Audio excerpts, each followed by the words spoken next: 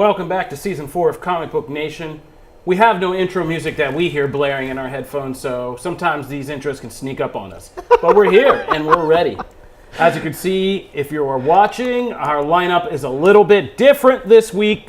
We tried to get Janelle Wheeler back in the studio, but she said no. She liked the comfort of home, so she's staying there and just hanging out in her place. But here in the studio today, I have my co-host Matthew Aguilar. What up?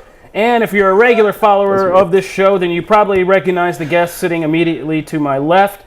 It is Mr. Turn Up Charlie Ridgely himself is back with us today. What's going on, Kofi? Nothing much, and Charlie made the very foolish decision of just walking in here blind. He said he didn't want to know what we're going to be doing today on the show. That's not true. I walked into the studio not having one, and I was like, you know what? We're already here. Let's just roll with it. You were a little more enthusiastic, but now you're here, so, I mean, it's Yeah, no, we're going for it. I'm excited. Yeah. All right, so in our kind of list of things, instead of my usual rundown, I am just going to kind of go topic by topic so we can see if Charlie can hang with this whole operation today. Because we have our cliff notes over here, but he is just kind of coming into this a little bit raw. So, all right. First up is you, Charlie. We are going to review Lightyear, the new Disney Pixar movie. So you're immediately in the spotlight. That's great. Charlie Ridgely, you wrote the review for Lightyear for Comicbook.com. Yep. So, yeah, you're really in the spotlight. So now, tell us what your review said and justify your opinion here. I'm not justifying it because it's my opinion. I loved this movie, which, I mean, you guys know me. You guys know that I'm a big fan of Toy Story and Pixar. It's something that I've always loved dearly. But I wasn't expecting as much from this, given the spin-off nature of it. Like, this movie did not need to be about Buzz at all. It was really just it was kind of a big episode of Star Trek, but with gorgeous animation. But it actually really, really worked for me. Everything clicked just the right way. I've talked to a lot of people that weren't as enthusiastic, and I understand why. Because it is a lot simpler than a lot of Pixar stuff. It is a very straightforward Star Wars story. It doesn't do anything fancy. It's not as emotional as a lot of the Pixar movies are. There's some emotional moments in here, but it's not that like gut-wrenching Pixar that you think of. But it is a really, really well-executed sci-fi saga. You know, it's a straightforward mission. They're exploring space. Buzz has a really unique arc, which is great because I think the Buzz character in the Toy Story movies has been kind of a background character ever since the first Toy Story. He's advertised as a lead, but he's just comic relief. He's just kind of a plot device a lot of the time. And this movie kind of puts him in the forefront and takes that personality we met in the first Toy Story and explains why he had it and allows him to get over it rather than just, oh, I'm a toy, I realize that now. It's like he kind of gets to battle his own hubris in a real way, dealing with loss and grief and moving on. And of course, everyone's going to talk about socks, which, Matt, socks is going to be your favorite. Everyone loves socks. It's the cat. Okay. Everyone loves socks, but I know specifically you're going to love socks so much. He's kind of a friend told me last night, a mix of R2-D2 and C-3PO, in that he is the helpful, joke, smart robot character, but also the really useful one that can plug into things and go beep, boop, beep, boop. And he says, like, beep, boop, like he does in the R2-D2 thing. It's great. It's a really, really funny movie. The characters are fantastic. Some of the vocal performances are awesome. Taika Waititi in particular really, really resonated with me as Mo. He's very, very funny. And then, of course, socks. But it's a movie that I suggest seeing on the biggest screen possible because Pixar created a virtual IMAX camera for this movie. So there is a IMAX camera inside the virtual world they've created. So there is that extra footage with IMAX, like you see in, when they show the graphics on Twitter of like, here's what it looks like. They have that with Buzz Lightyear. A lot of the scenes were shot in that full aspect ratio.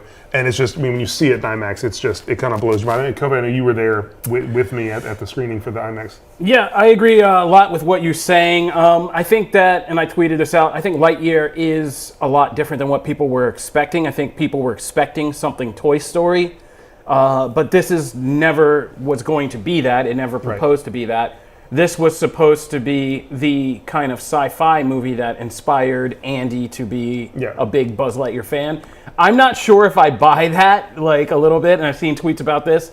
I get that criticism as this is not necessarily the movie I would believe would inspire a young boy to be a lifelong fan of this character. But at the same time, I don't think that kind of matters. I think that's tangential at best to any of this. I think this movie is kind of an interesting reflection of Pixar itself and them kind of having to mature, and they've been through things as a studio, and the people who kind of envisioned Toy Story have all had to grow up, go through life, experience more stuff, and I feel like this, more so than that, is kind of their more serious reflection upon, life and, frankly, getting into the end of it and all that stuff. And kind of, what you do and, what you focus on and are you working, are you doing this and all that stuff. So it's very much an adult movie. Yeah. I think it's very good at introducing kids to what pulpy sci-fi was, and it is a very effective delivery system for doing that.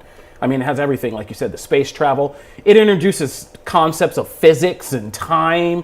Like, this is... But it does it in a really simple way. Yeah, where, exactly. They never try to explain time travel, which I appreciate. But, this is time dilation and real science that's involved here. Like, I was trying to think of that horrible Chris Nolan movie that I can't... Oh, there's more... This is much more interstellar than Star Wars. Yeah. In a weird kind of way. But, like you said, it's simple and digestible for kids. And like I said, it introduces both real pulpy science fiction genre and actual science fact concepts to them in a very, very clever kind of packaging system. And it deals with grief and life and the entire passage of it, again, in a very cleverly packaged system that's digestible for kids, but also very kind of poignant for adults.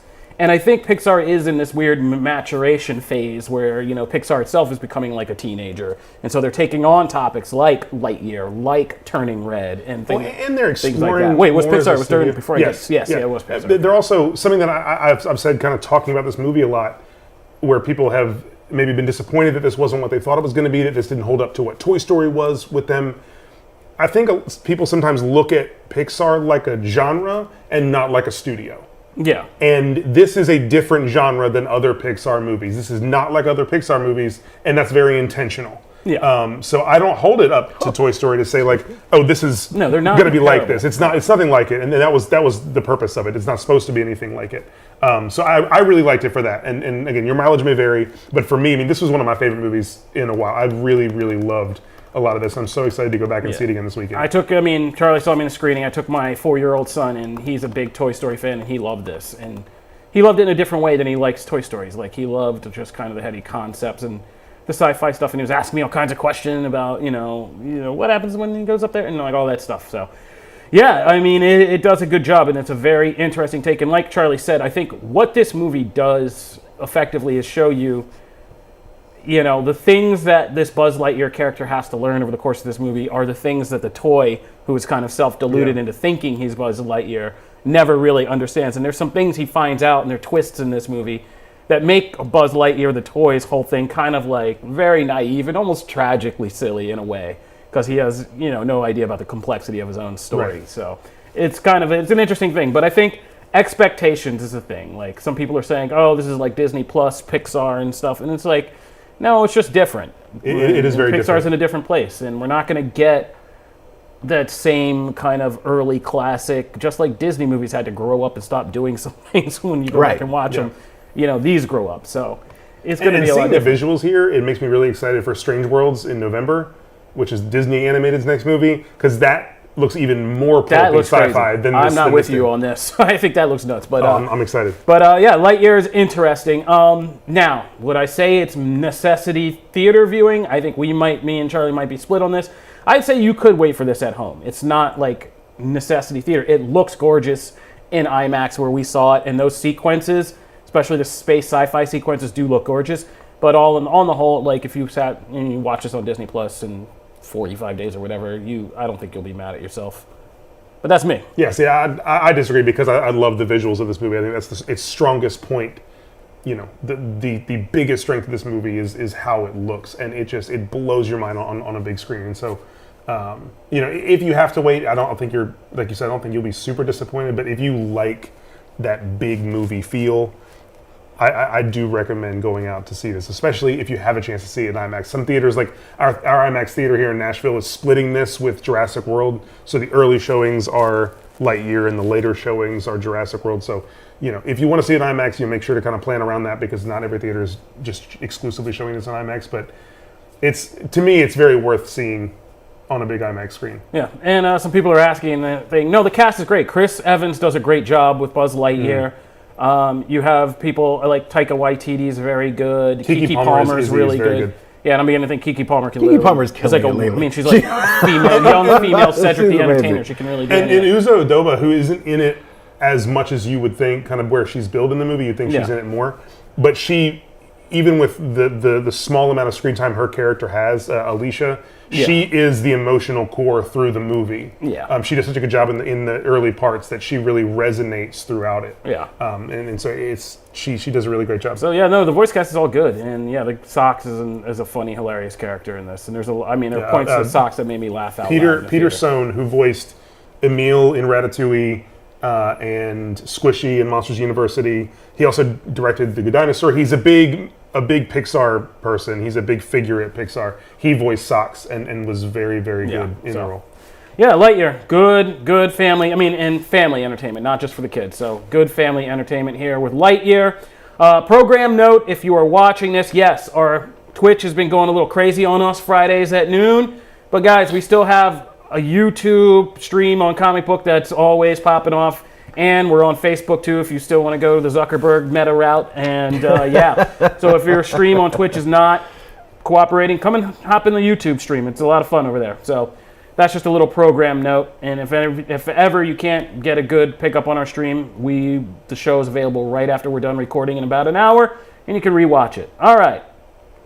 So moving right along, we got a lot of news to do today. Things just kept piling up. Yeah, I know. It's nuts. So, we over just the last 24 hours, we thought we were just going to talk long and, semi-heard about Lady Gaga possibly playing Harley Quinn and Joker. And, I heard how that came out. That's not how I meant it. But anyway, we thought we were going to talk about that for a while. But we got a lot more to cover. Guys, there's going to be a Marvel Wonderman series. Hey! From the director of Shang-Chi, Daniel Destin Cretton. Yes, thank you. Is going to be directing the Wonder Man series for Disney+. How do you guys feel about that? Simon is getting his own series finally. Matt? Go ahead. No, I just don't care that much. So okay. I didn't know if you were like... Charlie, you like this? Charlie and I were Brooklyn Nine-Nine buddies. Brooklyn Nine-Nine writer Andrew Guest will be. Yeah, no, I'm excited, but I'm also I don't have any strong feelings about Wonder Man specifically. Wonder Man isn't one of those characters, right? That I have mine. Everyone knows it's like Spider-Woman, those kinds of characters, right? Wonder Man is one of those characters that has when this got announced, I saw on social media, oh my God, yes, victory, right? From a specific, he has a following. He's not the biggest character, but his story and the weird journey he had to where he is now is really right for someone to kind of come in and streamline it and pick the best parts. He is a perfect character to cherry pick stuff, and that's what the MCU actually does pretty well. So if you're gonna take a character like this and kind of turn this former villain into, he ends up, people know that he's kind of a love interest later on for Scarlet Witch.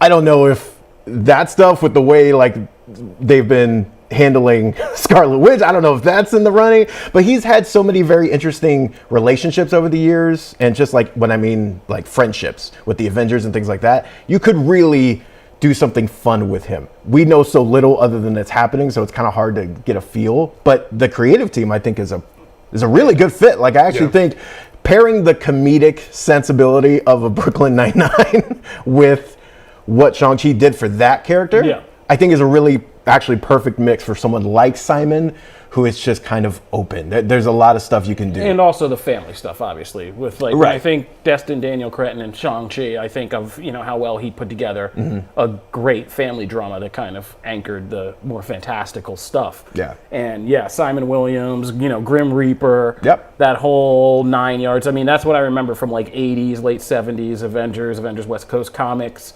those were the fun arcs with Wonder Man to me. It was just like, yeah, his whole thing with Grim Reaper, Scarlet Witch, Vision, all that stuff that gets all kind of crazy. Also, Wonder Man has that thing of like, he dies a lot. Yeah, oh yeah, In Wonder the Man comics, dies a lot. It's one of those things too that would be very interesting for the MCU to explore, because that is not like, yes, we've explored death on a wide scale, right? The like having the blip and stuff like that's interesting. But like we haven't tied it to a specific character of like, this is the thing I have to constantly deal with. That would be kind of interesting.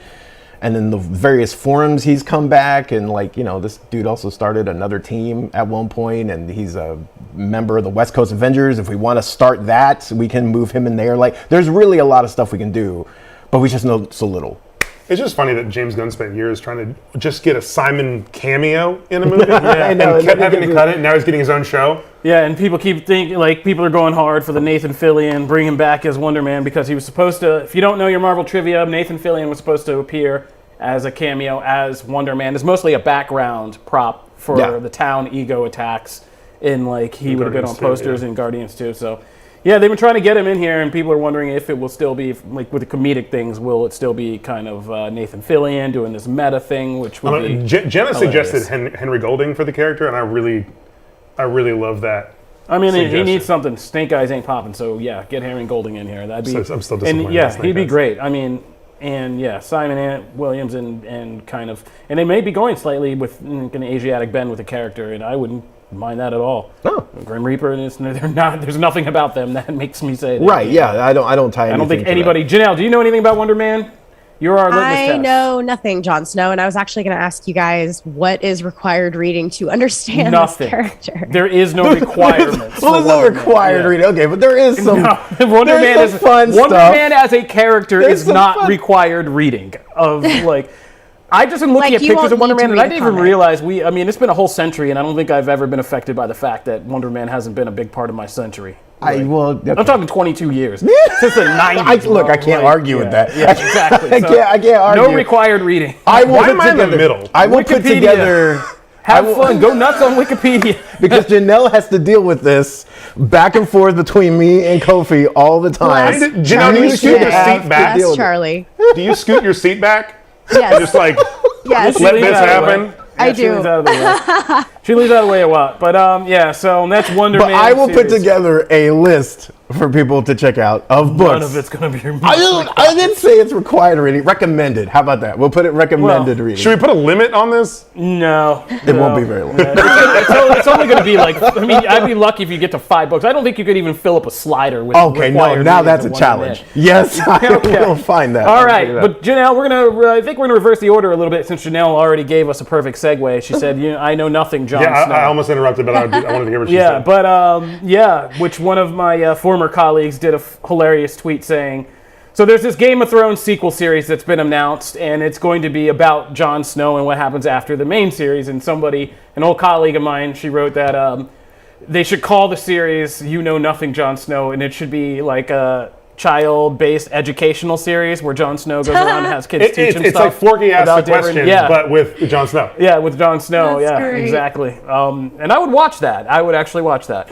But no, apparently we're getting like a Jon Snow sequel series, which is hilarious because the immediate reaction for most Game of Thrones fans that I saw on social media wasn't that they're against this. They like prequels and things like the House of the Dragon, and it's coming out this summer.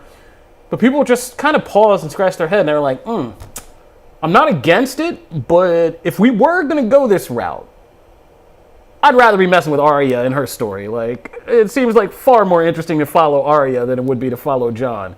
And it seems like the Justice for Daenerys crowd has just been given all the dragon fire they will ever need to burn this series down. Are we going to see hashtags? Have we already seen the hashtags? I want to launch one right now. I want justice for Daenerys. More importantly, I want justice for Emilia Clarke. And now you're going to give this man a sequel series? It's not murdering his fault. Bastard. Yeah, what? It's not his fault. It's as long as Benioff and Weiss aren't attached to this, because they're the murderers of Daenerys, not Jon Snow. The creators of the show are the ones to blame for that. So as long as they're far away from whatever's happening, I'm gonna watch it, and I'm gonna listen. I don't care about Jon Snow, but this likely means more Tormund, and Tormund's like the best character. So if this means more Tormund Giantsbane, I want more Tormund Giantsbane. Look, let's just be honest. The Game of Thrones surviving cast, they're out doing some things, but I mean, they still need money, right? They like money. And Kit Harington is probably getting the biggest bag right now with the future whenever that Black Knight, but he's probably got stuff to pay for it and when you before think that about Black Knight money comes in. So he's like, all right. But yeah, I know that Sophie Turner's got a kid now. Like, you know, Maisie Williams is doing all right. Maisie Williams has not seemed happy with Game of Thrones since she left it. She has been vocal about a lot of things she did not like about the show. She's not popping off in anything too big right now. So, you know, people need money. Like I said, I need money. Game of Thrones, the money sequel series. But the one thing I want to note about it is, like, when you look at how all the stories ended, so many characters were still left there in Westeros. Yeah. And that story of Westeros, it feels very played out. Like, you have Sansa in the north, you have Bran running the show on the Iron Throne and all this stuff. And to then revisit and redo a lot of that story, I feel like it would feel very repetitive. And for better or for worse, Jon is somewhere else doing something different in a different, like a new setting. Yeah. You know, north with the wildlings, there is unexplored territory there. It might not be a good story, I don't know yet, but it is different. And so I think that at least has that going for it. I also think it's the only real way, because out north is where like a lot of the old ancient stuff is. And I think that like the only way you can get to do, because they wanted to do a series. You can grab that. Everything happens on this show, Charlie. Yeah, if you gotta, right. Yeah, you gotta grab your cup. I'll get it. Yeah. Yeah. Charlie's getting his cup off the floor for all our listeners there. So got it. They wanted to do this series about like very old ancient Westeros, and that all got scrapped. And then they were like, okay, we got to stick to the things that people who watch the show actually know. They shot a whole pilot. Yeah, exactly. With Naomi Watts and all that. And so they scrapped that and they were like, okay, we got to stick to the familiar stuff. So everybody knows Targaryens. We'll make a Targaryen show. And they were like, everybody knows Jon Snow and everybody who survived, so we'll do that. But like you said, once you go out north, that's where all the ancient magic and all the ancient lore is and all that stuff. So it might be your only way to really backdoor into a series that takes you back to like the Children of the Forest and the Long Night and all that stuff, is kind of backdoor your way into this. Janelle, you're over there. Are you happy to have Pretty Boy Jon Snow back, or are you like Game of Thrones out? I love Game of Thrones content, and I wasn't as disappointed as everybody else was in the finale because I've gone through The Walking Dead. I think you were just happy to have another white-haired lady get knocked off and out of your way. Yeah, there's been a lot of ups and downs in that show too, so I was just kind of like, it was a down. Also, Doctor Who, I'm just kind of used to like that. I just wish that there was a different end. Like, I hate saying goodbye to these characters and not feeling satisfied with them. So I would actually love this because I am very curious what he's up to and like where he went from there. I wasn't satisfied with his end. You know, you guys in the comments bring up a great point. Norin is rad. Yeah, I'm kind of wondering too, like, if they do this series, does this mean like George R.R. Martin in his slow ass turtle writing style is going to somehow spin the book versions of Game of Thrones around to like make more room for this thing? Like, will he be involved in it in any kind of way? Because this stuff isn't written. He could do whatever still. Like, it doesn't have to be the same as the show, right? So yeah, it's all a mess. And the announcement didn't have any talk of creative. It was just Kit Harington is in talks to come back. Yep. There was no writer, producer, nothing about anyone. So it's hard to tell, like, creatively how they're going to approach this or what they're going to do with the books or anything like that. Man, I don't know. Matt, you're the biggest Game of Thrones experts we have. How do you feel about all this, buddy? Man, there are very few like conversations where I feel completely like, where I feel less qualified to talk or like less informed than a Game of Thrones conversation. It's like just welcome haze. to my life. I saw you It's blazing just over haze. there, I playing was the like, Power Rangers theme. What's the long? What's the you. long south? Where are you going to the south side? What's with the magic? Like I don't know who these people are. I don't know. Are there walking trees? That's our Pedro Pascal character. Are there walking trees in this one? Like, I don't know. It just all blends together. I wish there were walking trees. But I do know names. Like, I know some names. Like, I know who this guy is, which maybe is why, by the way, for people like me who are just completely uneducated about the show, maybe that's why they're doing it. Dane Whitman. But I know this character. Yeah. But the point is, like, someone as non-familiar as the show knows, oh, I know who Jon Snow is. and might give it a shot. And that's probably right. That's one of the biggest things, right? Yeah. You get a name attached, then you get all the script and all the other stuff first. Because I mean, he's probably the most famous name, just name recognition. Amelia from the Clark show. and him, right? I would say are Well, tied. I mean, just from a character perspective. Oh, character perspective. I mean, people who don't pay attention to the show, Yeah. like if you say Daenerys, it's such an old kind of you Yeah. know fantasy name. Yeah. Jon Snow was so simple. You have everyone, been- and it was the phrase like you know nothing, Jon Snow. It was in pop culture, and it kind of. But like once you've been made into into an SNL skit, yeah, people know who you are. And Jon Snow, like that's the character that has been constantly out there, people ribbing on the things. So yeah, it makes sense why they're doing it. That's about all I can contribute. All I know is Jon Snow's coming back from the dead twice. I don't get it. he died in the show. Thank you. And they brought him back. No, All right, Oh wait, so- real quick, gotta say, Tommy Howard recognized the Eddie Kingston shirt and said, "Is that an Eddie Kingston Yes, shirt it's you're an Eddie wearing?" Kingston shirt. And I was like, "Yes, it is." The world Yes, is it cold. Better bundle up. All right. So, guys, from your Game of Thrones feelings, we talked about Joker 2 last week and, how that was actually happening and, the theories that we heard about, how it could go down. Now we're hearing that they could find a Harley Quinn in none other than Lady Gaga. How do you guys feel? Listen, here's how I feel. I've seen A Star Is Born, and it could be a music, and it's going to be a musical. Yeah. So I've seen A Star Is Born. I saw House of Gucci, and I think that's actually really good casting. I think Lady Gaga could actually kill it as Harley Quinn in a Todd Phillips Joker world. And like a demented La La Land, like I think I've seen the posters like Ha Ha Land and all that stuff. I'm strangely kind of on board for that. I'm in. No, I want to hear what you say. Yeah, No, Charlie's about to go I have off. an opinion, but I I feel wanna like hear this what is the you say. grenade part of the show where we don't know. Because I know Charlie's you gonna go love Joker. Yeah, I do. Oh, I forgot about this. Oh, man. yeah, I man. think Go back and listen to our Joker episode way back. What was that, season 1? Wait, what? I don't know. I was a long Season time 1 of ago. the show? Yeah, it was a long time ago. But that one was one of our, I agree our with you most that I volatile episodes. I think that Lady Gaga in a musical of this as Harley Quinn is a really cool idea. That's nice. I think that works. Okay. But I think the idea of Todd Phillips writing this relationship is one of the worst ideas I've ever heard. And he should be nowhere near dealing with this level of like chaotic abuse. Like it's just, he already, I think, was problematic in writing Joker. He had a hard time with one person with mental, health issues. I don't think giving him another one and adding an abusive relationship to that is the best plan. I think that especially Harley's done so many cool things the last couple of years. The way the Margot Robbie character has gone and evolved away from Joker, the way that the animated series has gone, giving Todd Phillips Harley Quinn is a horrible idea. That's the end of my spiel.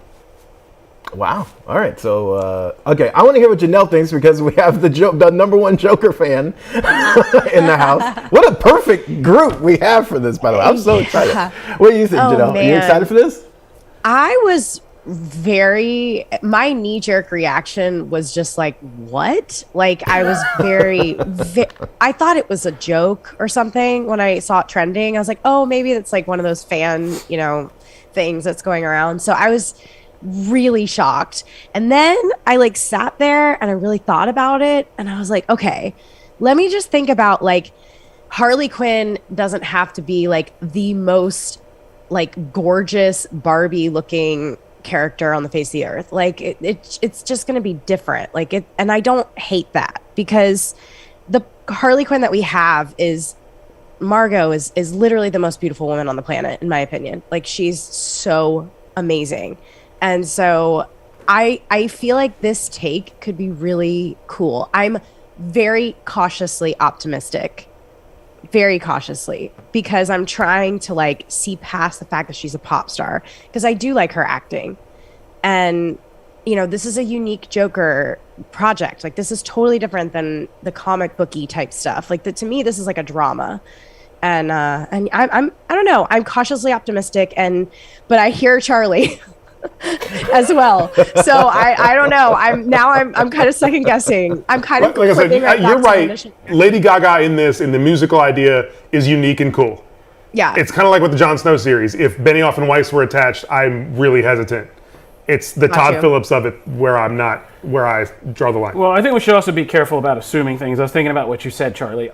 We don't know the nature of how he will frame this relationship. That is true. I mean, one of the things I like more and more about modern takes on Harley Quinn is taking her out of like the witless victim role and kind of throwing her behind, retconning her origin to say she was empowered in her own empowerment, and even though she might have made bad decisions, it was in her own way and through her own kind of agency that she decided to go down this path, and then later decided to go in a different direction and kind of get herself. Which I love about Harley. So I think, I don't want to butcher the French name, but the name of the movie that they floated was two people sharing kind of the same delusion. So I think this could actually be. And it's Todd Phillips. And Todd Phillips does things in demented ways, but a demented actual love story about two very sick people who form a toxic relationship, but it's equally toxic. And we'll see. You're right. I need to wait and see before passing judgment. I just don't expect Todd Phillips to do that. But I will wait and reserve judgment until that happens. Well, I went last because I'm the one in the middle. I feel like I understand all the points, though, because I don't know what to make of this yet. Just based on its casting, though, I'm a fan of Gaga just in her musical side, too. But I'm also really enjoyed her acting work. So I actually really dig this different. I mean, look, we read the comics. We've read how many different versions of Harley. I like a lot of them for different reasons. I'm perfectly fine with someone else stepping into that role and trying to do something a little different. Like I'm cool with that. So and especially if it leans in, I don't typically like musical episodes in my TV shows because that has not been established as the normal thing, right? And then all of a sudden, like, we're doing a musical episode. Like, I don't like those episodes. However, if we go into a project knowing, hey, it's going to be a musical thing, I'm cool with it because I know what to expect when I go in. So this, if they're really going to lean into that, I think it's interesting. If they lean that way, though, like you two were alluding to, with it really just depends on how they approach. It's very easy to make this relationship just to lean into tropes, and then all of a sudden you're just doing the same kind of abusive stuff. I don't need to see that again. What I need to see, though, is something along those lines. So I'm along with Janelle. I think I'm cautiously excited. I'm probably a little more excited than you, I think. But I think most people are more excited than me about it. But I understand where it comes from, though. It makes sense. So that's me. Okay, well, there you go. Oh, man. You want to take a break? We could take a break while I investigate this new Drake album that has been dropped. Let's take a break and then we'll come back and get to let me get that. Let's do that. So I can get my legs under me. See about these new albums. See what I should be doing this weekend. All right, we'll be back. Comic Book Nation.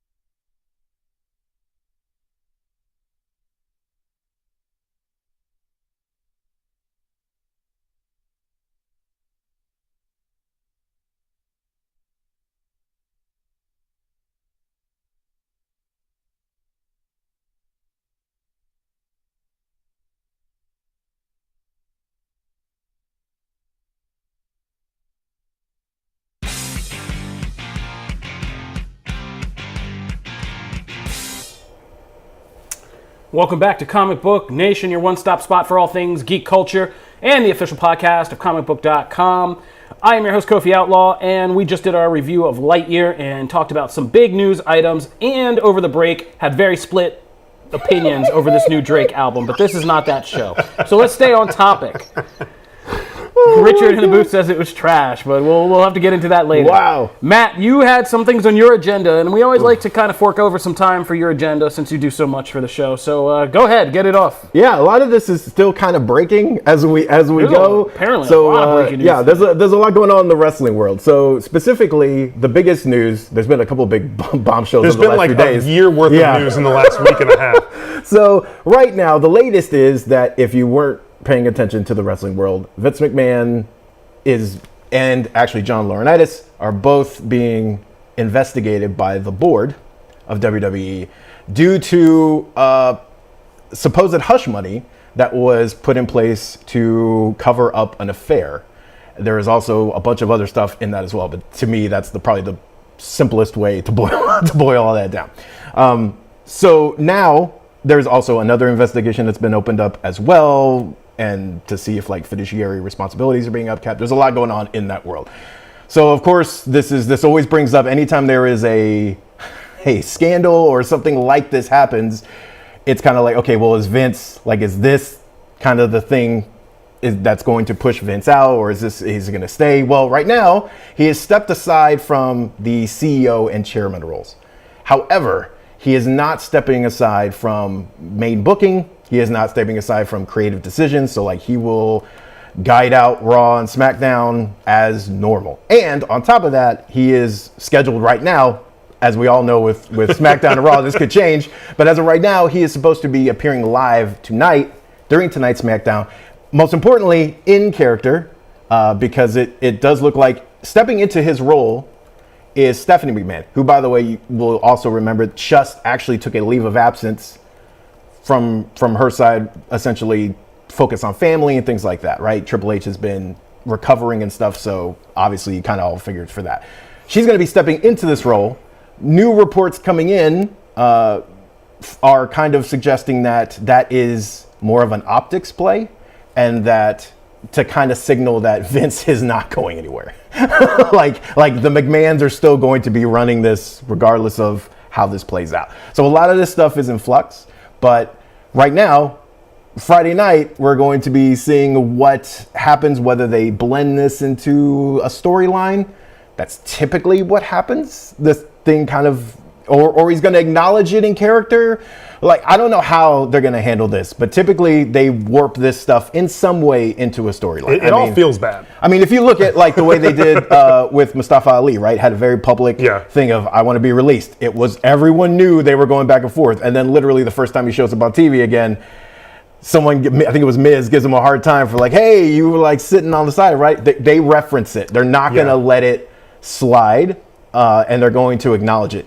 Whether or not Vince McMahon has had control of this thing. And if, by the way, if you want to do deep dives on like how the shares work and the control he has over the company, there's a lot of very interesting things in that. But I mean, despite not owning a majority of the company, he has the majority of the voting power. So it's just like, there's a lot of stuff in there that it's not as simple as, no, you can't. There's a lot of things that have to fall.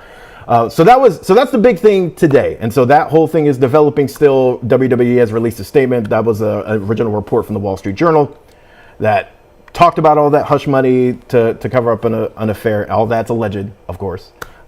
So right now, that's one. And then the other big story is the thing playing out that WWE has been the only one vocal about the walkout of Sasha Banks and Naomi. So they walked out ahead of a Monday Night Raw, left their titles, their tag team titles behind. And so far to this point, they have actually not commented. So they haven't done like the big interview or anything like that. They haven't gone on social media. Naomi's had like one tweet. Banks has kind of been active. WWE has been the one completely vocal on that side. And they have since then suspended them indefinitely. They have removed them from television intros. They have taken down their merchandise shop from like all their merch from the WWE shop. They're still on their the roster Facebook pages. online. Their Facebook pages are gone. That's Right. where they remain. They're on the roster. And no one has been able. There was a report that said Sasha Banks he's hearing that Sasha Banks was released. She's still on the talent page. She's not in the alumni section. That's typically the first giveaway. The talent relations people haven't heard anything on that end that she is released. Recent reports have said that that Banks had lawyers trying to work out a release. Nothing has really been heard on Naomi's side, so that is still a big mystery. Most of the stuff that has been at least heard a little bit is Banks. Obviously, it's a huge deal. Also, we're kind of waiting to see when her contract ended because there were rumors that it was going to end pretty shortly, that we're talking like 30 days and 60 days. There were some other numbers thrown out. So we have no idea how long her contract is and if WWE can even keep her past a certain point. Like they might be trying to do that, just like freeze you out until they can't keep you anymore. Right. But they can also do things where like they freeze the time that you weren't there as like you weren't there, so they can like extend. There's other things at play, right? So we're still waiting on a lot of shoes to drop. I will be crushed as someone who covers SmackDown and covers a lot of WWE. I will be crushed because Banks is one of my favorite wrestlers. However, as I put on Twitter, it doesn't matter. She goes to AEW, she goes to Impact, she can start her own promotion. Who knows? But she's gonna be a star regardless. She's gonna be a huge pickup if she actually leaves WWE. But a lot of people I have a hard time at this point seeing her back in WWE anytime soon. The last report from someone talking to someone close to the situation was like they don't get the impression that as of right now, the way things are between the two, she's gonna go back. Like it just doesn't seem like it's one of those things. However, this is one of those weird things, especially with WWE. You can say in wrestling in general, but WWE, I don't know how many blood feuds and like bad blood there has been, and then magically they show up. You know what I mean? Like it's a very, things can happen in this business, and especially with this company. You never know. Yeah. But it looks like right now she's going to be somewhere else. Sasha Banks, I don't weigh in on wrestling a lot, but yeah, Sasha Banks has got a lot of stuff behind her. You're talking about, you're messing with Snoop Dogg's first cousin of the Dog Pound, Daz, Ray J, Brandy. Like, she's part of a whole dynasty, like, out there on the West Coast. Like, yeah. WWE just, like... Well, that's the thing. If she's going to leave WWE, I don't see her going to AEW or Impact or anything, at least not anytime soon. I think that she has so much going on that's bigger than wrestling. She has so much going on in Hollywood. Yeah. I think she focuses on that for a while. Wants. Yeah. And she, like you said, she could start her... You know what Snoop Dogg's like. She could start... Snoop Dogg bought Death Row. I mean, he's turning that into an NFT label and all this other stuff. He will start, his cousin, like, his own, female, minority-based wrestling promotion thing. And you're telling me, people wouldn't go to that? No, they would. Yeah, absolutely. Yeah. Out on the West Coast, there's a lot. Mexican culture, luchador, like, it's... Yeah. There's a lot that could be done. WWE, I don't know, man. The last couple Sasha's years, already written her own ticket. She's already gone out and did the hot ones, right? Is the show that she was on? Really launched a lot of stuff with Hollywood. Like she made those opportunities for herself. She got on Mandalorian. She can do whatever she wants. She's going to, which is awesome. Fumble the bag wrestling right now, man. It's crazy. So, yeah. Anything else? No, that's we'll enough, see. Right? So tonight we'll find out what this next step is. We're kind of waiting for the ball to drop on an official confirmation. Typically, when WWE releases someone as big as that, they will at least do all the reporters will get the internal email or hey, someone called. That used to be John Laurinaitis. John Laurinaitis is one of the people under investigation in this other thing, though. So everyone's kind of like, okay, well, what happens there? Because his name's always on the thing. What's going to happen to him? Does Vince stay in power, but John gets, because it was a big deal when Johnny Ace came back, and there was a lot of divisiveness then too. So we'll see. There's a lot of stuff. There's been so much happening, and MJF was 2.5 weeks ago. Yeah, it feels like it's been months since the MJF stuff happened, and it's been a matter of days. Yep. So you had some Power Rangers agenda you wanted to push. Guess what? I got to talk about wrestling and Power Rangers all in the same time. Okay, to make you happy, buddy. Always afraid to butcher his name. Jonathan Entwistle. Did I get it right? I don't know. I don't know what you're talking about. Okay, so. They are working right now. E1 and Hasbro are working on a multiple series front here. So they're working on a reboot for the Power Rangers movie that has been essentially has a director tied to it and there's a script. But whether that script exists or not, or what frame, we've heard rumors of time travel and 90s stuff. Well, now there's been another series that has been in development for Netflix. And that series, that's in addition to the core TV series that is also now on Netflix. So Dino Fury is there.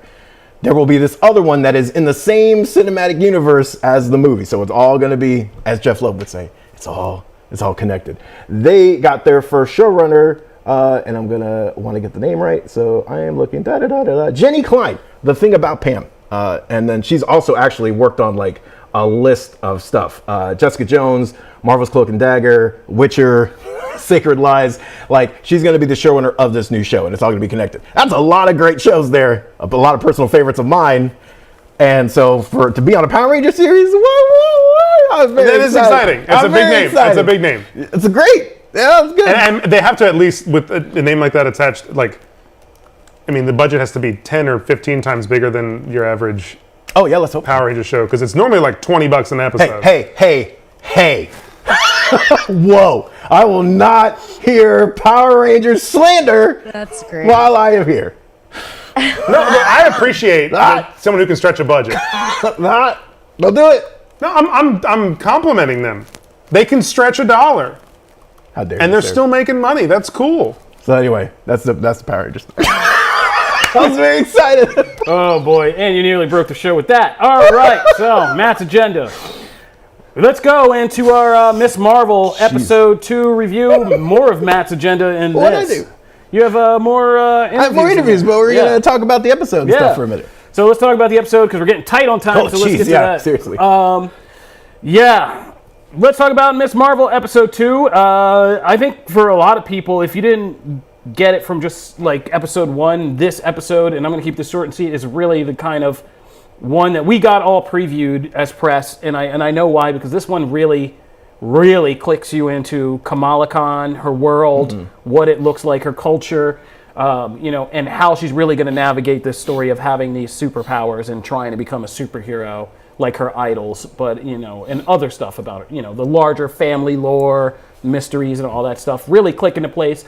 And Iman Vellani, this is also an episode where you really get to come to love her, and she just charms you right into loving this show for real. If it wasn't for Obi-Wan Kenobi, I think they would have released these 2 episodes as one. Yeah, like they would have done a 2-episode debut, because they really go hand in hand. Yeah, and so this episode, the second episode, was again really not that much to do with superheroing altogether, but don't need it, because just getting to know the character, getting to know her world, and just learning cultural things about modern Islamic teens is in a very authentic and not heavy-handed way is entertaining in and of itself. And so it was really good.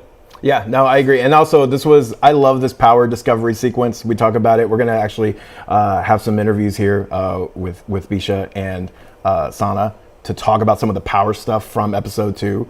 But I just love that discovery sequence, and then also how we see her power. Because we talked about it. We had a whole show. We had a whole segment on the powers, because that was a big thing for me, right? No, they're not the most important thing, but they are something that's come to be identified very recognizably in the comics with her. And so I was like, how are they going to do that?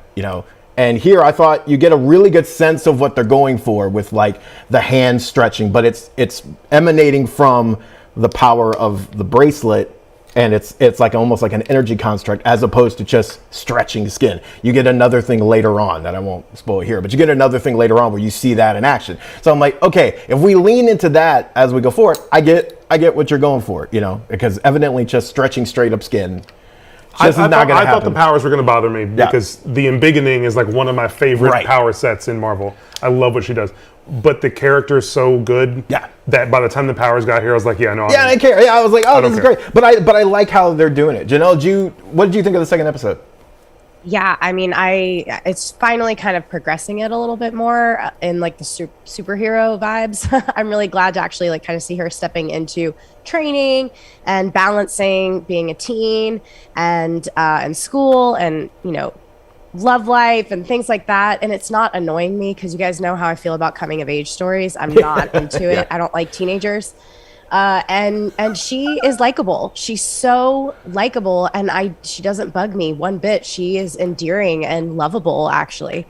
And it's probably the most I've related to a teen show or teen content in years, like probably like 10 years. So I'm very much enjoying this, and I'm happy to see it kind of just getting better and better with each episode. You guys thought I was nuts, but I told you a long time ago, like, people don't think things through. Seeing a young teenage girl doing this embiggening thing was going to go so wrong in so many ways. Like, we don't, if it wasn't done, we don't need, the internet doesn't need this. If it wasn't done correctly, that was going to be no, but I'm saying, no, if it had come out and it was done badly, I'm saying that's a hard thing to shake. Like, you can't shake those memes, you can't shake those. It's gonna forever kind of from the grace pervy the series things to the Cronenberg stuff. I mean, to just honestly, when we watch coloring of CGI, are we past like the spoiler moment for Doctor Strange? Oh yeah. Oh yeah. When I saw John Krasinski, I was immediately like, I'm glad they're not doing the you don't want that. I did not like the stretching. And that blue suit, CGI suit, like, it's enough. Not into the stretching. It feels, stretching is weird when you actually see it. It's Cronenberg. It works in drawn 2D art. But like, if you actually see somebody's skin start stretching, you would lose your stuff. You'd be like, it's the thing, right? Like, I'm sorry to Ian Gruffold, but it's not. Yeah, it never was going to work. Yeah, so I'm not mad at that, and I think the crystalline stuff, they do such a good job of mimicking what it does. Well, and it lines up. There was the whole, I've seen online people kind of comparing like the three origins when we get to Marvel's, when we have like the three characters of Marvel, their powers they're different colors, but they all feel somewhat similar in how they use them differently, but they manifest in a similar way. And that'll be really interesting when you get to put those three on screen together. Yeah. Watching them come, use their powers together. Yeah, Ms. Marvel, you guys should be checking this out. If you haven't, I don't understand why, because it's so good. Matt, do you want to introduce our next round of interviews? Yeah, so we're actually talking to Bisha K. Ali and Sana Amanat about episode 2 specifically. And one of my favorite scenes we talk about in here, because that Mace scene I had to talk about. Like, once Feel So Good came on, I was so happy. I try to fit Mace in every conversation I had. All the things. So let's get to it. Let's go ahead and play those. I have to know, whose idea was it to put Mace's Feel So Good as the musical accompaniment to her back to school montage? Because that was like, I watched that and I actually rewound it. We need more 90s bad boy in MCU stuff, please.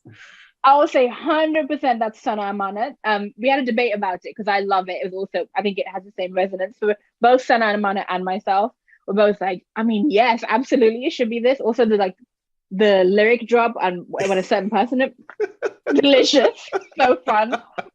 There was a bit. I'm always like, my thing is, I'm always like, should we let's just check in. Let's check in from my hype. Like, is that something that's like for my generation or for this current generation? But I'm like, 90s are retro again, actually, so I think it works.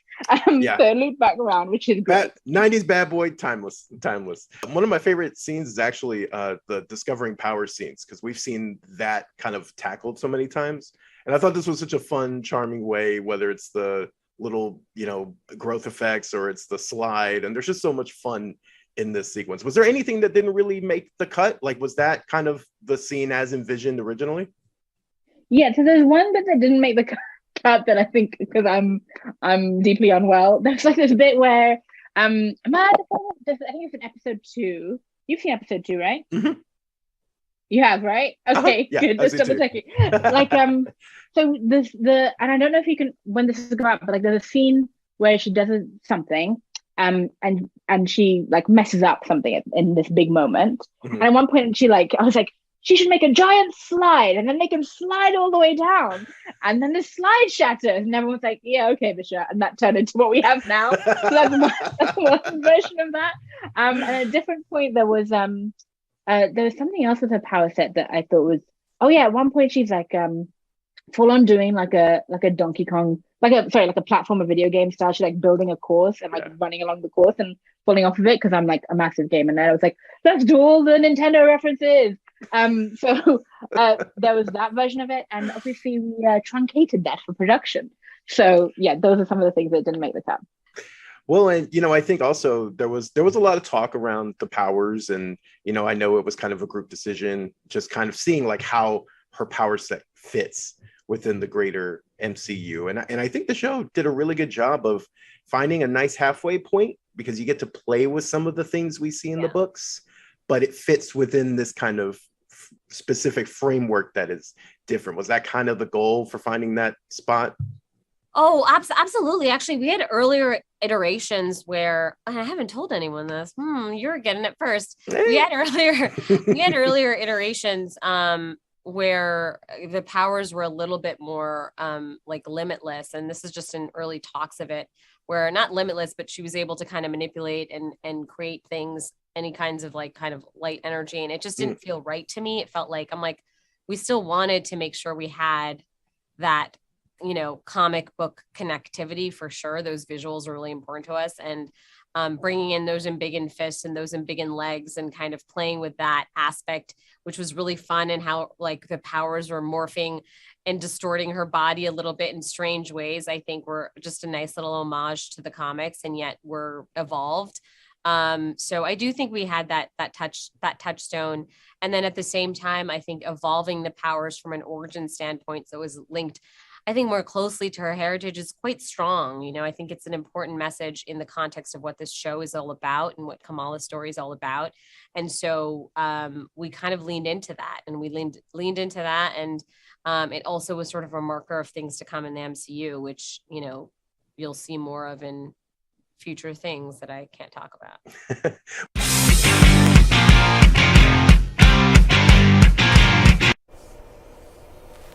And we're back. Thank you, by the way, to Iman Vellani, who we got to talk to last time around, Bishki Ali, and Sana Amanat for taking the time out to talk to me and geek out about Ms. Marvel. I was a little bit happy. I don't know. I was excited. I was stoked for that. So thank you so much for making that time. Tell you had a good time. And like I said, we like to get you out and do some stuff. So that's Ms. Marvel. We're gonna hop from Disney Plus to Disney Plus and talk about this week of Obi-Wan. Let's talk about Obi-Wan. Hi haters out there, all my Obi-Wan haters. It was a hard week to still be on your side, right? We got part 5 of Obi-Wan, and it was spectacular. And that's all there's really to say about it. For me, it was some of the best Star Wars content I've ever gotten on any medium. I thought, you know, I tweeted, I've never felt that alive at 2 a.m. and I realized what that sounds like, and I meant it. So anyway, yeah, it was great. We got a whole Star Wars story, and it was very much like a Star Wars comic, as I was trying to explain to a lot of people this week, in which we got this kind of framing flashback that was a duel between Anakin and Obi-Wan. And let's be clear, this is before Attack of the Clones, and Anakin still has his original hand. And so, yeah, that dual frame and constantly cutting back to it sets up the thematic framework for the episode, which is Vader trying to siege this base where Obi-Wan and the Path kind of group are trying to get these refugees out, and Obi-Wan's trying to stall for time and get the people safe and get Leia out of there, and Vader's trying to get in and, you know, do what Vader does best. And Reva's caught in the middle. And it was just a great episode that proves that, like, sometimes we just gotta wait and let these stories unfold, because so much of what people were just going nuts about for weeks on Twitter and Star Wars Twitter kind of got resolved, right? Like, Reva is now a much more complex character. Moses Ingram's playing a lot more levels to her character than people wanted to give her credit for in the beginning. Some continuity things people were spazzing out about get solved and kind of, you know, retconned, and there is a purpose and plan to all this that we kind of got. Awesome battle scenes, some big tragic moments. Star Wars doing what Star Wars does best, making you care about people you just met and barely know. Even a droid named Ned B, and who is now sad, like the franchise goat, and like, and yeah, I mean, and some great character arc and stuff that makes you really kind of think, from Reva's origin to an article I did about the duel, the actual flashback duel between Obi-Wan and Anakin, and how many Easter eggs there are that are like really messed up Easter eggs, like choreography that's them that they would later fight, you know, on Mustafar in Revenge of the Sith is stuff they practice, and the whole concept of that sparring session was Obi-Wan trying to teach him, you can't be arrogant, you can't be so aggressive, it's going to be the thing that screws you, and of course that's what happens to him on Mustafar. There's also things that are like strokes that are Anakin kind of like beating down on him, is like when Luke almost beat Vader to death, and so he almost gets beat down by his own son the same way years later. But again, Luke learns the lesson that Obi-Wan was trying to teach. Sometimes you don't need to take a sword and beat somebody with it to win. It's when you stop fighting, you can win, and that's what Luke eventually does, right? So very powerful stuff across the franchise. Really well done episode. Deborah Chow even gave gaming fans some things with some Starkiller, Vader showing what he taught Starkiller about, force grabbing ships and whatnot, and all this great Easter egg stuff. So I don't know how you're hating on Obi-Wan at this point. The only thing this show has, the only real danger to it is being able to top this episode with the finale episode, right? Which some people have shown listed as being quite long, so it's kind of interesting. But we had Bonnie here saying there was going to be an arc to this, and somebody at Comic Book erased our little article from Bonnie saying there was going to be a hint at more young Luke content. Comic Book team, thank you. But it would have been a nice setup for this week. Thank you for your continued support. But it would have been a great setup for this week because it seems like the finale episode will bring us back to a young Luke arc. So, yeah, man. Obi-Wan, mic drop. Loving it. I'm loving it. Janelle, what do you think? I like it. I've Stop her mic. Stop her mic. It's not the enough. fandom. The fandom's really kind of ruining it for me. So I got you. Just don't get on Twitter. Yeah, stay on. Okay, guys. So I'm a live streamer, and I have to get on social media. Yeah, that's hard. But That's it's part of our fine. job. I don't even go looking for it. I made one comment on Brandon's Twitter one time. Nothing even negative. Never reply to Brandon's tweets. That's That's where the crazy people come from. That's not a safe Never reply to space Brandon's at all. tweets. It's Brandon just Davis's when Miss Twitter account is not a Marvel's safe out space. and RuPaul's Drag Race new episodes and other things, it's just hard for me to get into it because of how toxic everybody is. And I'm gonna live and die by that. I've never met such a community that is unsatisfied and can't just have fun and enjoy it. I think you may just not recognize them. I think it's pretty much every community. But I don't think you should let that stop you from enjoying Obi-Wan. It doesn't stop me. I just don't really care. Okay. I care more about Miss Marvel. Well, enough. I can't argue with that. I could all day, but I don't feel like arguing with you both. But Obi-Wan rules. By the way, I love this show. It's great. Yeah, they do a great job. I was in this episode. I love the last one. I remember me and Charlie. You were the highest about the last one. I love that. So this one was just Charlie, what do you think? So I was weird about episode 4, not because of anything that happened. The episode. I said it was a filler episode. It felt weird. It just felt off. The performances were a little, especially Ewan McGregor was a little. It was just. It didn't hit. That was the COVID episode for me. Yeah. I've loved the whole series as a whole, and then episode 5 was the one that's. When I watched episode 4, I said that wasn't my favorite, but I bet next week's going to be awesome, and it was awesome. Episode 5 was the best of the series so far, and the way Deborah Chow shot the episode. There's this weird, I'm sure there's a technical term for it, and I'm so sorry to filmmaking nerds because I don't know the term of the camera, but it was like a smooth, shaky cam situation when right after a battle or during a battle and they were going through stormtroopers and watching Reva, it would move, but in a way that was so slick and it would tilt. It brought such attention to it.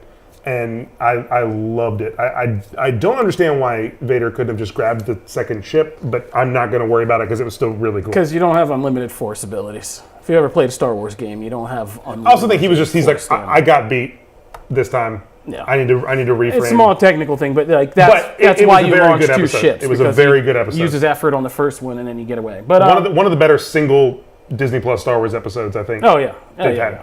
For sure. But yeah. I don't know.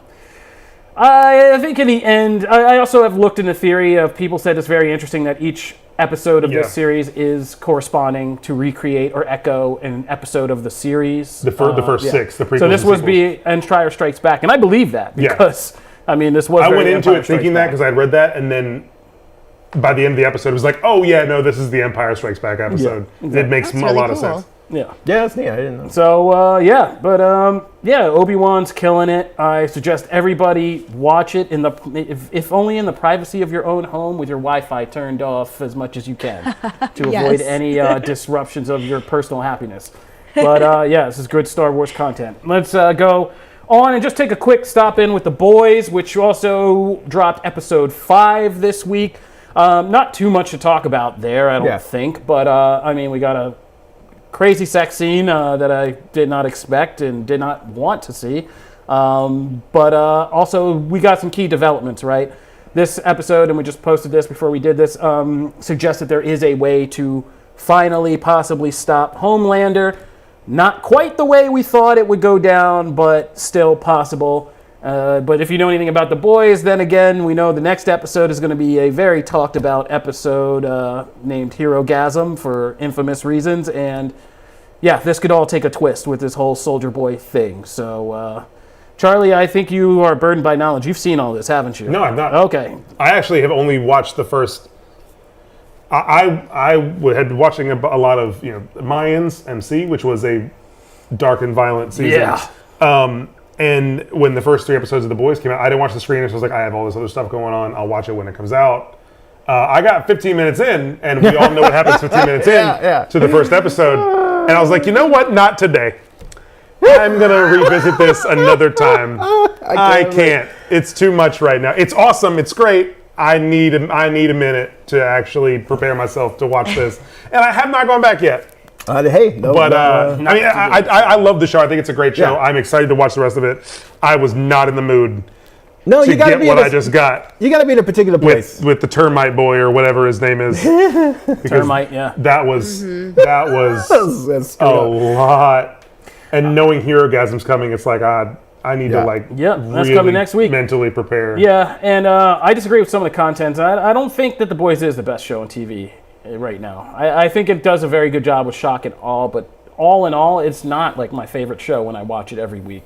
I would have given it to Miss Marvel or Obi-Wan. I mean, Obi-Wan for me this week, but or Miss Marvel even. I think that I hope there is, and we talked about this when we did the premiere, I hope they are starting to move towards something that can decisively shake up the cast and characters, and we're starting to see some of that because there's a potential big kind of character, let's call it departure this week. So some things seem to be changing, but I need something in the show to kind of shake up the status quo a little bit. Janelle, what did you think of The Boys? It's and or definitely their difficult. fandom? Yeah, it's difficult to compare The Boys to anything on Disney Plus. It's just, you just can't. Like, to me, it's a completely different thing, and it is one of my favorite things to watch every week. But Charlie's totally right. You have to be in the right headspace. Mm-hmm. I can't watch it right before dinner. I can't watch it right before bed. I will literally dream of like scary things. Yep. But it's just so well done. And these actors, I keep saying it, but God, they're so good in these roles. And I love this show. I really thought that this season was kind of going to drop it. Like I thought, after the first scene that we were just talking about, I was like, they're relying too much on shock horror.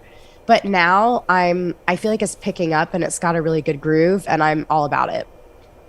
Yeah.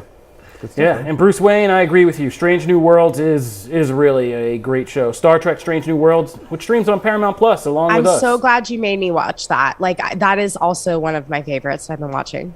Yeah, Strange New Worlds is killing it. So I know we don't cover it as much because, week to week it's hard to cover Star Trek and do all that. And but, it doesn't have the ongoing story like the Miss Marvels and Obi-Wans and the Boys do. It's very kind of one-off. No, the entire cast of Star Trek Strange New Worlds and even the guest stars they're bringing in are just crazy good. And it's nuts. So if you go to see Lightyear this year and you really enjoy it, watch Star Trek Strange New Worlds on Paramount Plus. There's a lot of similarities there. They're both that vintage kind of good, pulpy 1960s sci-fi vibe. It's about the exploration. It's good stuff and positive and good stuff about science, not dark, weird stuff about science, a la The Boys. But good stuff. Strange New Worlds.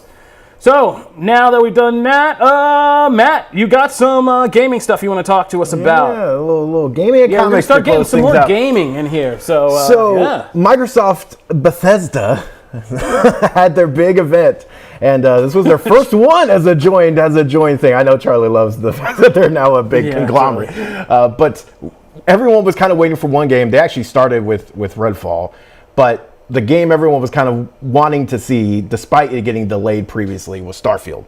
That's the one that's Bethesda's big next kind of open world story RPG, everything like that, right?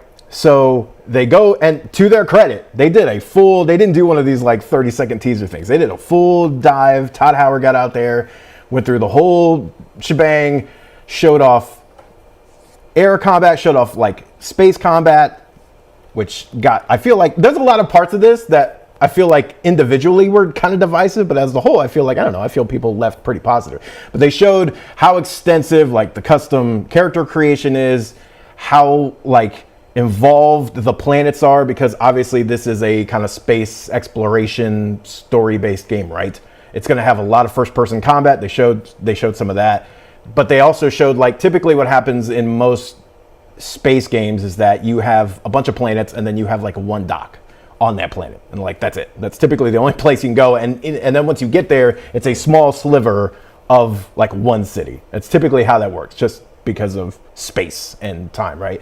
So here they said that's not the case, that you'll have some planets that seem to have multiple docks, but then also that the rest of the world is like this expansive thing. And then they kind of zoomed out, did one of those like, then there's a bunch of other planets, kind of No Man's Sky-ish. They didn't really go into detail though as far as like what is randomly generated. Is that all stuff that's kind of like in Skyrim where it's all purposefully, hey, we designed this, we did all the art assets and everything, or is it just kind of a formula if you're going to get that extensive with it? We don't know that. But what we saw was pretty. I mean, they showed a lot of the dialogue that then went into detail later on and showed more of the combat. It's pretty expansive, and I don't know. I feel like were you the highest on this coming in? Because I know you love Fallout. I know you love their other stuff. Yeah, I've always been like, I'm excited for this, but I'm also like, it doesn't have the feeling of the Fallouts and the Skyrims, and so I mean, I think this does look good. But coming in, I was very curious about it. Anything with Bethesda's name on it, I'm going to be like enthusiastically curious about, and that's kind of where I fell with this. But it wasn't like my most hype game thing. I was just like, okay, like let's see where this goes. I am very interested to see what it looks like and what it can do. Yeah, the reaction to like some of the individual pieces is kind of like, okay, is this some of the faces are very much approved. Like if you go to Fallout 4, if you look at the upgrade, there is a clear upgrade in graphical fidelity. The space battles actually look really cool, but there is like a little bit of like emptiness to things, and it's one of those things too. You just saw, it's so hard now. We've seen Last of Us is getting this remaster, right? And we're talking about a dystopian world. And yet that world in some places is so colorful, so vibrant because of the plant-based nature of the plague. It's kind of like, it's still really pretty and catches your eye. And Starfield, you get onto these planets, and they're not in a dystopian age, by the way. But you get into these planets, and it's like, they're kind of empty feeling. There are lots of browns and really dark grays and greens, and it's just, I don't know. They showed little bits in the footage of like these other places with like big, larger than life creatures and big color and stuff. I want to see more of that because the other stuff just looks kind of samey. It's like, okay, this isn't supposed to be Fallout, so I don't need to have all these textures that look like the world is run down. So I'm kind of torn on that. The other thing is the combat looks pretty run of the mill. Like they didn't really show. This is one of their first showcases, so I'll give them that. Maybe they want to save that for later on. But they didn't really show anything that wasn't like, oh, that's Far Cry, or that looks like any other game that's a first-person shooter. They didn't show anything kind of individual about it. So I'm hoping they showed that. That's the stuff I really want to see. But the stuff in here looks really good. I mean, that's how I kind of came across. The fear of mine is what this looks like. Does it become a No Man's Sky situation? Right, like over-promising and then not delivering, or empty. Like the empty. Gotcha. Yeah, Chanel. Where the concept is so cool, and I love the way it looks, and I really want to explore this. And you get in there, and it's like, okay, I'm not interested already because I'm not doing anything. And when something is like, I love big open world, like giant maps, but there is a point where it's too much. And it's like, are they just trying to be too big? And then it's like, it just feels so lackluster because they focused on the bigness of it. Yeah. You know, that's my concern. And obviously I'm going to check it out and I'm excited for it, but I have that kind of in my mind of like, bookmark, maybe this isn't what it's going to be cracked up to be. Like maybe there's a little bit. How did you come away, Janelle?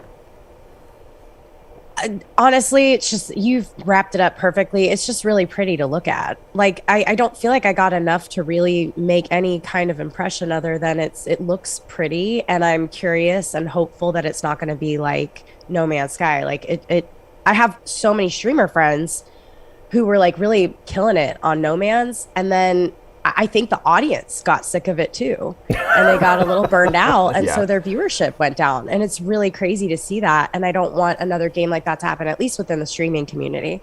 Right, and this is such a big IP. Also, they did not release a release date. They just said 2023. It's been delayed once. We'll see if that. It feels like a again. November situation. It's we'll see. Hoping it comes out in 2023 because this is one of the games that like people are looking forward to. I hate to see that stuff pushed out. Real quick, there was actually a bunch of stuff covered in the Microsoft thing, but one of the big ones was Hideo Kojima has a new game happening at Microsoft. He is a brilliant designer. I was not a fan of his last game, which was Death Stranding over in PlayStation Land. You mean Mailman? Yeah, Mailman the game. I was not a fan. I was not a huge fan. But here's the thing. I'm a huge Metal Gear fan. I love the stuff that came before. I wasn't a fan of 1, but 1 does not make, I'm not saying he's going to do another Death Stranding. Also, this is not looked at as a Death Stranding sequel, even though that is reportedly in development. So I'm excited to see what this is. He's always going to come up with something weird. And I'm cool with that. At least it's going to be interesting. You know what I mean? But we have no details on it. Moving into the other big thing that happened yesterday, which was the 25th anniversary of Final Fantasy celebration. This was, by the way, this is how an event should be. This was 10 minutes. We had like clearly marked sections. We're just moving through stuff. We had like 2 big things and we're out. Like, I'm good. I like those. I don't need 2 hours of stuff, right? So we had the one we'll start with was Crisis Core, which is getting a remake. And so it's going to be like they actually showed some footage. It looks very much like it was in the 7 remake engine, but they've livened up the combat and things like that. This is the prequel to Final Fantasy VII with Zack in the main role. And of course, you were rolling with Sephiroth as well. So like, I'm very excited. It looks cool. I'm excited to play that again. But the big news, of course, is everyone's been waiting for where is Final Fantasy VII Remake Chapter 2? That's I love the first one. It's no secret that I'm a huge fan of the original Final Fantasy VII, right? So we actually got a plan, which is great. So next year, it'll be next year, is Rebirth, which is the Chapter 2. Then they're going to have, right now it's untitled, but the 3rd chapter, it will continue to be a 3-chapter series. More than likely, though, they will do the things like Intergrade, which were kind of these kind of in-between side stories. I would imagine we'll probably get another one in between here. So we're probably looking at, if this was, when did Final Fantasy VII Remake come out? Not last year, the year before? I think it was the year before. I don't know. This is one franchise that is a total blind spot to me. I'm kind of, watching all this stuff, I'm kind of glad because it seems... if you're not fully invested, like from a child, it seems like it's so hard to latch into because there's so much happening with all the remakes and stuff. I think this was the year. I think it was the year before. So it's probably going to be 2 years at least, if not 3, for the next one. So if we're getting this in 2023, it'll be 2027 before we close the chapter. And I will be curious if the PS5 is still around, if we're not until the next thing by then. This is all too long. They've stretched this out too long for a Final Fantasy remake. What? For a game that already happened. Yeah, it's too long. All right, we got to get done. We got to go. We got to get comics. What the hell is wrong with y'all? What are you talking about? I'm not going down this rabbit hole. The game is amazing. We haven't remastered or remade Banjo-Kazooie yet. We don't need 3 Final Fantasy VIIs. Yeah, they relaunched you, and it didn't do well. Banjo-Kazooie. Nuts and Bolts came out, and it didn't sell well. Nuts and Bolts was terrible. It didn't sell well. Because it was bad. All right. We got to finish up. All right, so we're going to move into comics. And strike the rest of that. All right. Captain America, Sentinel of Liberty, #1. All right, we talked about Sam Wilson's Captain America book. Obviously, we now have Steve Rogers and his Captain America book simultaneously. I was coming into this because I was like Charlie. We were kind of talking before the show a little bit, right? I really liked Sam's book, and I thought that was really interesting. Provided a really unique look at his time back in the Captain America suit. And I didn't know what to expect from Steve because it's so easy to fall into. We've even read some one-shots and things like that fall kind of back into the tropes, and like we've heard the story before, we've done this. And then once we get to the story, kind of takes a turn about mid to 75% of the way through, that I thought, okay, I'm at least interested for the second. I'm hooked for the second issue, and I like some of the returning home for Steve and the way the artwork was done. Actually, with some of the pages split between like what was happening in the past and what was happening now, was really cool. But the whole Shield thing and being like what the symbol means and stuff like that. If they can take that into an interesting place, I like that idea. And it was enough to get me like, hey, I'm with you for a little bit. Like I'm gonna write this out because I thought at least that's something new. So I'm in. What'd you guys think? I think my only challenge were both versions of the Captain America character going to be interesting, and where would the story frameworks both be interesting? And so far, the answer seems to be they're finding ways to kind of examine both, and from the two point of views of these very different men that are both interesting. And so Captain America's whole having to get back down to the level of the people and be like a regular New Yorker again and do all that stuff, I thought was very interesting. And then kind of going into the mythos that there's something up with the shield is kind of interesting. And I'm kind of interested to see where they're going with this. Because I was more worried about the Steve Rogers version of this than right. The Sam Wilson book is awesome. And there was this, I love the dichotomy you mentioned about something wrong with the shield. The whole book, he's talking about the shield does not belong to me, it belongs to everybody. And it was really, we got a lot of that conversation in Falcon and the Winter Soldier about what and who the shield is supposed to represent. Yeah. Because the flag is a complicated issue. And so now the guy representing the flag and the shield is a complicated issue. So it deals a lot with who this shield represents. And then the shield being potentially corrupt has this whole conversation about where the country stands. And I really love that about it. I really love the concept they're going with. I'm excited to see if they can pull it off as well as it seems in this first issue. Yeah. But it was a really solid. It was a good hook. It was a good hook. You know, I remember you liked the Sam one as well. Did you feel the same about Steve? Yeah, I mean, I like Sam a little bit better, but Yeah. Steve, I love Captain America finally because I'm getting to experience him in the comics. This is new to me. I've only read one other Captain America comic, and it's just really cool to see him in that way and not just like in the films, like my Steve Rogers that I'm so used to. And I really enjoyed this book. I'm starting from such a different level with comic books that like whenever I do get to read anything that are well-established MCU characters, it just is so fun for me. It just makes me really excited to see them in comic books because I'm new to it. So yeah, no, that's awesome. Yeah. Well, and then of course our last book of the week, pivoting to something completely different, doing Powerbomb. I was very excited. Why? Yeah. Because wrestling meets comics, and I love it. This is Daniel Warren Johnson, who like the artwork and the writer. He also worked on Wonder Woman, and I'm blanking on the name of the book right now, but it was an amazing Wonder Woman book, and I'm blanking on it. He did Better at Bill recently too, right? Yeah. Wasn't it him? Okay. So this book is about, yes, it deals with the professional wrestling world and luchadors, but then it takes a really big switch over into like the supernatural and like it seems like other world stuff. But then at grounding it all, you have the story of a mom who was like the champion of her promotion and everything. She was like one of the greatest. And then something happens, and we really move into like a story about legacy and her daughter and being in the same world after this happens and kind of her path here. And it just, I don't know, it captured Daniel Warren Johnson, I got to speak to him not too long ago, and he's kind of become re-immersed into the world of wrestling. So like he's watching a lot of AEW and he's watching a lot of stuff. And that enthusiasm comes through the book. And so I just really enjoyed this. I thought it was gorgeous, it's fun, it hit the heartstrings a little bit. I love this. I think it's just so fun and new. But what'd you guys think? I mean, for things that are just shamelessly Matt's agenda, this was actually pretty good. Like I was like, yeah. Wrestling superheroes, Matt's agenda? Yeah, I mean, as soon as I picked it up and saw the concept, I was like, damn it, Matt.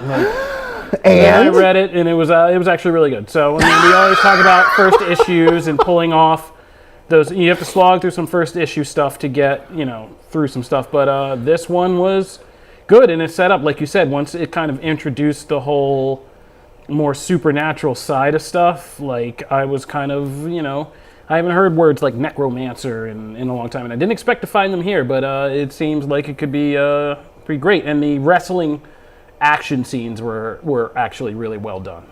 Yeah. Janelle, what do you think? I too was confused at first, and then because I just didn't really know what was happening, and then once I realized it was wrestling, I was excited to see where it went because I am all about Matt's agenda. I think it's really fun, and I'm learning, and I like doing that. The art was really cool too. Right? It's gorgeous. The artwork was badass. Am I allowed to say that? Yeah, I think so. I don't know. Are we on TNT now? It's PG rules, I would assume. Yeah, big deal. No, So I would just like to say PG-13. that because, and that's comics, by the way. We had so much to talk about. We didn't do a third book. We're like, we have too much. I would just like to say, see, Kofi starts out and says, like, see, I knew this was Matt's agenda. And then ever so slightly slips in, you know, it's pretty good though. But like, only the Matt's agenda part gets the focus. I would just like to say that, like, you know, hey, it was good, right? It's not just like me throwing it in here. It's good stuff. Also, the Black Adam book that we were talking about next week rules. Don't Just throwing that out there. Boom. If you ever wondered what I deal with. But that's comics. That's comics. We're done. All right. Well, I had a quick mention. I didn't get the chance to watch Spiderhead on Netflix, but Miles Teller and Chris Hemsworth are doing it. Charlie, you have an immediate reaction you want to share? Yeah, no, I wrote a review. It's on Comicbook.com. Oh, yeah, there you go. Why you're here? What did you think? It's fine. Okay, there you go. It's Chris Hemsworth's best performance. The movie itself is okay. All right. Not good. Boom. So there you go. That's also available for your viewing pleasure.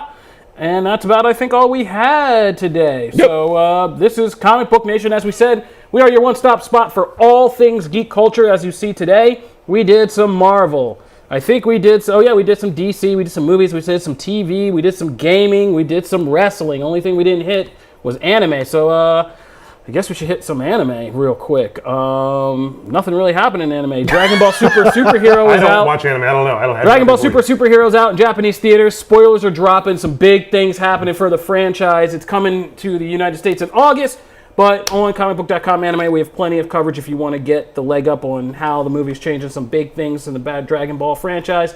Check that out. So there's an anime. Now we Big hit all things vectors. popping, little things stopping. So we've hit all demos today. So your one-stop spot for all things geek culture. We are Comic Book Nation. Check out our work on comicbook.com. Subscribe to the show on your favorite podcast platform and stream us on Facebook, Twitch, or YouTube. And check out the YouTube page because eventually, when certain legal matters clear up from Jim and Jail's perspective, we should have a YouTube page as well. But check that out. So Comic Book Nation, we'll see you guys next week. Thanks for being here. We're out. Deuces.